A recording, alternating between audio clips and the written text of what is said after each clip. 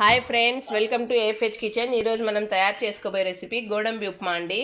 గోడంబిలతో ఉప్మా తయారు చేసుకోవడం చాలా ఈజీ అండి. దీనికి కావాల్సిన పదార్థాలు నేనైతే ఎర్ర రవ్వని తీసేసుకున్నానండి. ఒక 2 కప్పులు గోడంబి అండి. పోపు కోసము జీలకర్ర, ఆవాలు, శనగపప్పు, ఉల్లిపాయ ముక్కలు, కరివేపాకు, ఎండుమిర్చి, కొత్తిమీర, అలానే ఉప్పు అండి, రుచికి సరిపడా ఉప్పు. ముందుగా మనము కడాయిలో కొద్దిగా ఆయిల్ వేసేసుకొని ముందుగా రవ్వనైతే ఫ్రై చేసుకుందాము.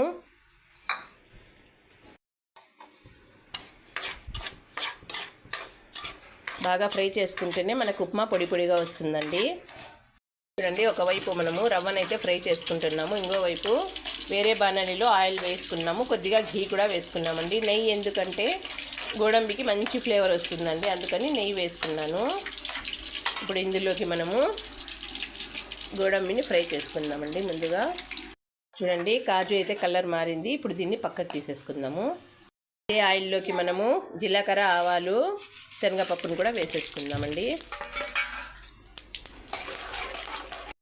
చూడండి, శనగపప్పు కూడా లైట్గా ఫ్రై అయింది. ఇందులోకి మనము ఎండుమిర్చిని వేసేసుకుందాము. ఎండుమిర్చి, కొత్తిమీర, అలానే కరివేపాకు కూడా వేసుకుందామండి.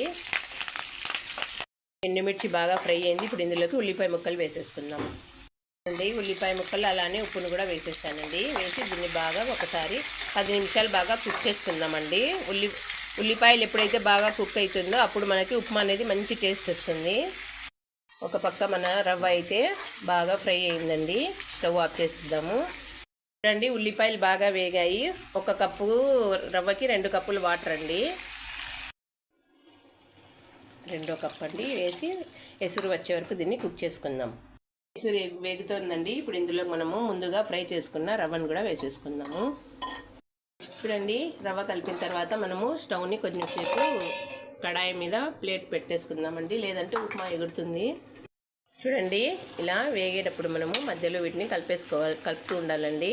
మనకు పొడి పొడిగా రావాలంటే ఇలాగే కలుపుతూ ఉండాలి. రవ్వలో అయితే కంప్లీట్గా వాటర్ అనేది వెళ్ళిపోయింది. ఇప్పుడు వీటి మీద గోడంబి వేసేసుకుందామండి. వేసేసుకొని లో ఫ్లేమ్లో 5 మినిట్స్ కుక్ చేసుకుందాం. చూడండి ఫ్రెండ్స్, ఎంతో టేస్టీ అయినటువంటి గోడంబి ఉప్మా రెడీ అండి. తినండి, ఆరోగ్యంగా ఉండండి. నా ఛానల్ని లైక్ చేయండి, షేర్ చేయండి. ఎవరైతే సబ్స్క్రైబ్ చేసుకోలేదో సబ్స్క్రైబ్ కూడా చేసుకోండి.